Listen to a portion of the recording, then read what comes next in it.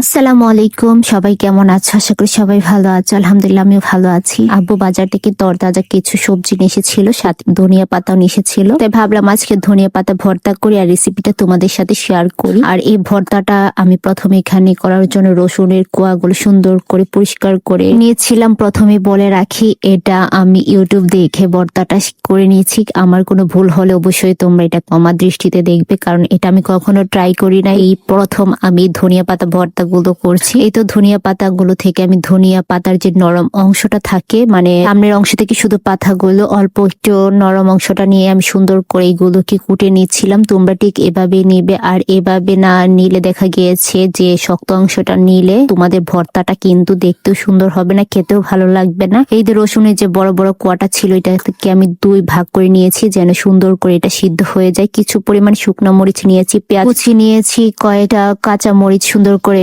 কেটে নিয়েছি। দেন এখানে এখন আমি চুলায় কড়াইটা সুন্দর করে গরম করে সরিষার তেল দিয়ে দিয়েছি। তোমরা অবশ্যই সরিষার তেল দিয়ে এগুলোকে ভাজা ট্রাই করবে, তা না হলে কিন্তু ভর্তাটা খেতে এতটা মজা হবে না। যখন মরিচগুলা ভাজা হয়ে গিয়েছে তখন রসুনের কোয়াগুলা দিয়ে এগুলোকেও আমি একটু ভেজে নিচ্ছিলাম। রসুনের কোয়াটা একটু আগে দিয়ে ভেজে নিবে, তাহলে ভর্তাটার সময় যখন তোমরা করবে তখন রসুনের একটা গন্ধ থাকে, এটা থাকবে না। যখন এই রসুনের কোয়াগুলো সুন্দর করে ভাজা হয়ে গিয়েছে, পেঁয়াজ কুচি, কাঁচা মরিচ কুচি এগুলো দিয়ে আমি সুন্দর করে এটাকে ভেজে নিচ্ছিলাম। দেন এটা ভাজার পর এখানে আবার আমি ধনিয়া পাতাগুলো দিয়ে সুন্দর করে নেড়ে চেড়ে নিচ্ছিলাম। তোমরা একটু কম আছে এগুলা ভেজে নিবে, তা না হলে দেখা গিয়েছে ধনিয়া পাতাগুলো সবুজ একটা থাকে, ওটা থাকবে না। দেন আমি সুন্দর করে ভেজে নেওয়ার পর পাটাশিলে সুন্দর করে এগুলোকে বেটে নেওয়ার জন্য পাটাশিলে বেটে নিচ্ছিলাম।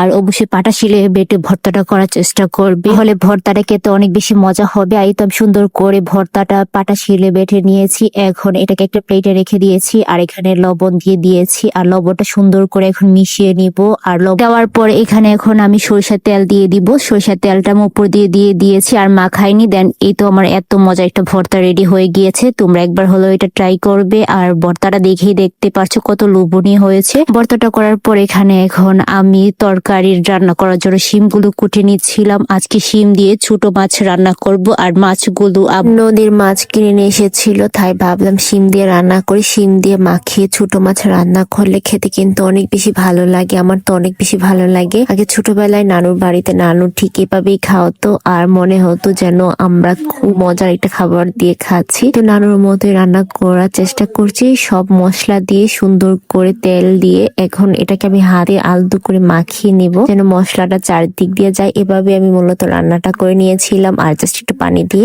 এই তো দুপুরে খাবার এখন বসে পড়েছি খাওয়ার জন্য। প্রথমে ধনিয়া পাতা লেবু দিয়ে সুন্দর করে মাখিয়ে নিচ্ছিলাম, আর লেবু গরম ভাত ভর্তা খেতে যে কি যে ভালো লাগছিল। বাহিরে আবার কষাও পড়ছিল, এদিক দিয়ে আমার তরকারিটাও নিয়ে এসে পড়েছি। মাশাআল্লাহ সবগুলা খাবার অনেক বেশি মজা হয়েছিল। আজকে এই পর্যন্ত, সবাই ভালো থাকবে। আল্লাহ হাফেজ।